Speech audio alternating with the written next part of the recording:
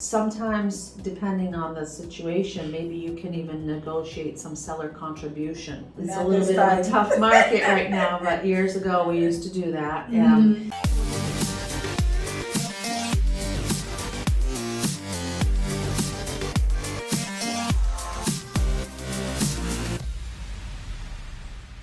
Wow. So what are some of the strategies you use to qualify people because of the high interest rate?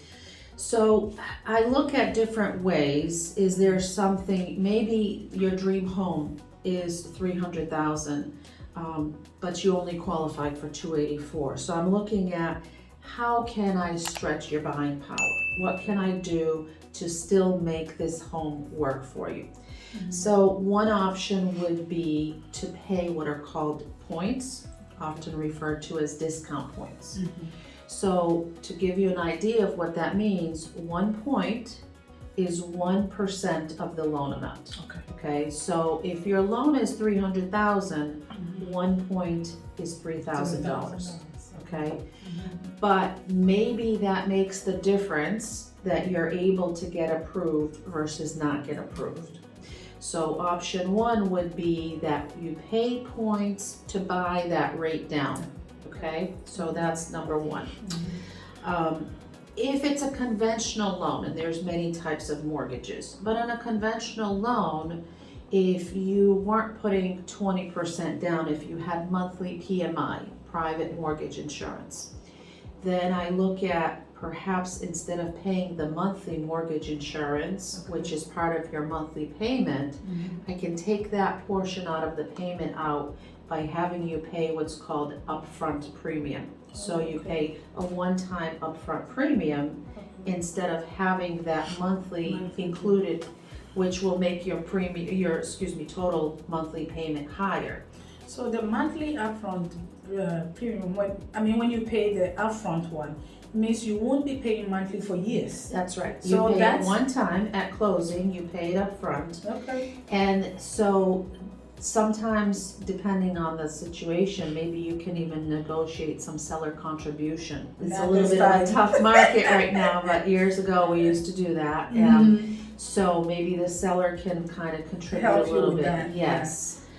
But otherwise you'd have to pay for it on your own. If you don't have the funds, maybe you can get a gift, something like that. And that will help your payment to be lower. Yes, because to give you an example, let's say that the monthly mortgage insurance premium is $100 a month or $80 a month. So if you pay the upfront one-time fee, you remove this $100 a month, so your monthly payment drops down by $100. So it's all, balancing out. What do you have with income? What do you have for expenses? How do you make those numbers work so it's approvable? And not everybody has a conventional loan. Some people have FHA or other, programs, so you can't buy it out. But if it's a conventional, it's just one of the options that I'm looking overall. What can I do? How can I bring it down? And in fact, FHA is very friendly as far as affordability compared to, for example, a conventional loan. They're a little bit more forgiving. So maybe to give you an idea, on a conventional loan, the debt to income ratio, what is your debt in comparison to your income, that's a 45, okay? On a FHA, we can approve up to 55%. So I'm stretching your dollars to get you into that home on this program. But there is a downside to it because, of course, if your offer was accepted as a conventional, now your realtor has a lot more work to do to ask the sellers to accept an FHA. So if you're mid-transaction, that might be a little difficult. It's something that you probably wouldn't want to do at the pre-approval stage to hopefully get your offer accepted.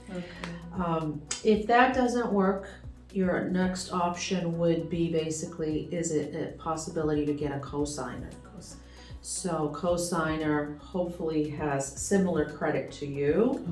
or better.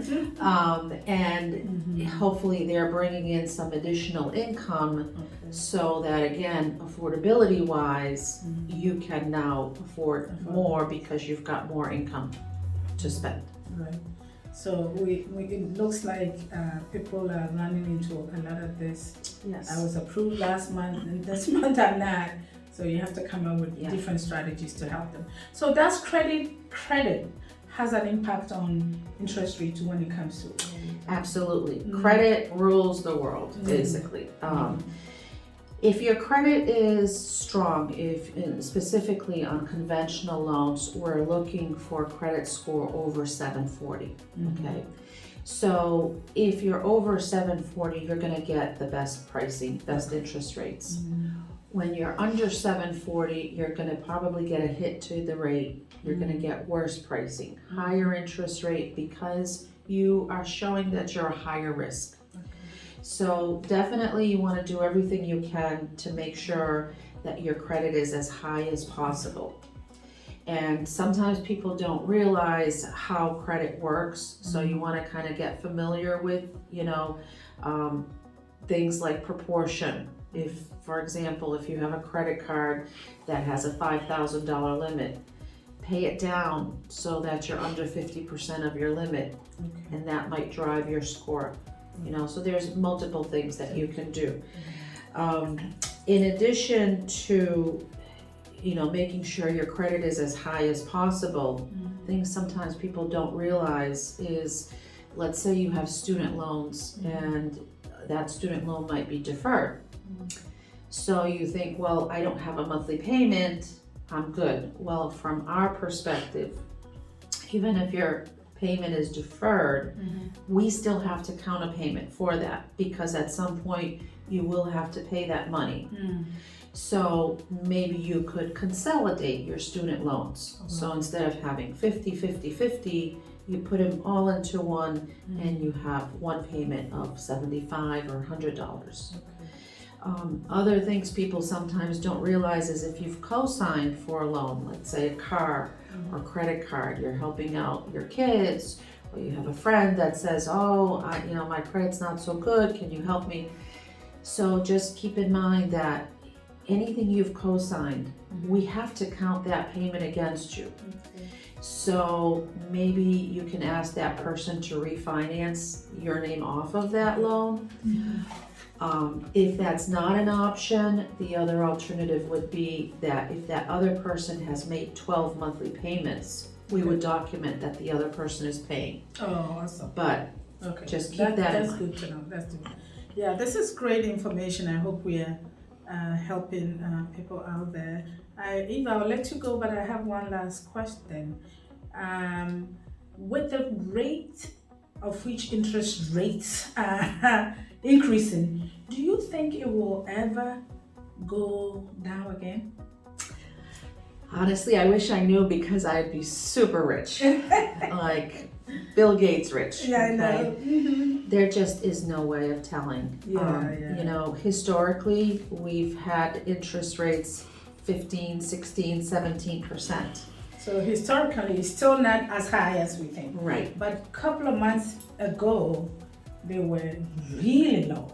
Like when we had the 2 1/4, 3/4, and 3s and 4s, those were those were fantastic rates, historically days, low. So my advice to you would be don't count on them going down. I would say if you're buying, lock as soon as possible. If you're thinking of buying, don't put it off a year down the road. There is no guarantee. There is no way of knowing how things are going to go. You always do have the option of refinancing.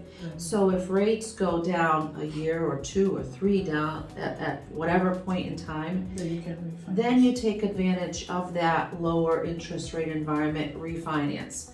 But do not count on them going down in 6 months or a year. We just don't know that. We have no idea what it's going to be doing. Yeah, something just hit me. So how does these rates affect a seller that's sitting on the fence, not sure whether they want to sell or not, thinking that the prices are going to keep going up? I had a seller, I'm like, oh, 3 families are 600 now. It's like, yeah, I'm gonna wait till it's $1 million. Yeah. What is the guarantee? Because if people's buying power is getting lower now, is the price still gonna keep going up? I don't think so. Yeah, so same thing, I would say take advantage of the market, work with the conditions you have now. We've been very fortunate that we've had an abundance of buyers, but as we just talked about, as interest rates go up, these buyers that were qualified 2-3 months ago may no longer be qualified or may say, I just don't want to spend that much money. Right. And we already have evidence of this happening in various markets, little clumps here and there throughout the nation where it is slowing down. There's more inventory coming in because for sure, when you have in a short period of time 2% increase rate, it has to impact the market. So right now we still have a few people that are waiting in line to buy. So put your house on the market. Put your house because you may miss out. Once it starts going down, it typically goes down very quickly. Fast. I mean, if you haven't been in a buyer's market trying to sell your house, you don't know what life is. Because now sellers are so fortunate, you put your house on the market, quickly somebody buys it. When it turns around, oh my God, you don't want to be there. So if you ever need to sell, I mean, if you don't have to sell, that's different. But if you need to sell, timing is everything. Yeah. But even if you don't need to sell, you might want to sell. Just get your equity because the amount of value people have in these homes. Absurd, maybe take that cash, even rent or live with your family members for a little while, in the bank for now. And then buy another house down the road. But it's huge amounts of investment that people have, over the years gained in equity. It's obviously the best time to sell now. Take what you can get. Because the future is not guaranteed, right? No, you absolutely. don't know. All right. We want to thank you, Eva, for being with us today. And we want to thank all of you watching. And as we wrap up this segment, remember to like, comment, and share our videos. We bring you videos every week. Eva's information will be in the description below. Call me with all your questions. We are here to help you. Thank you again for coming to our channel. Thank you. Bye-bye.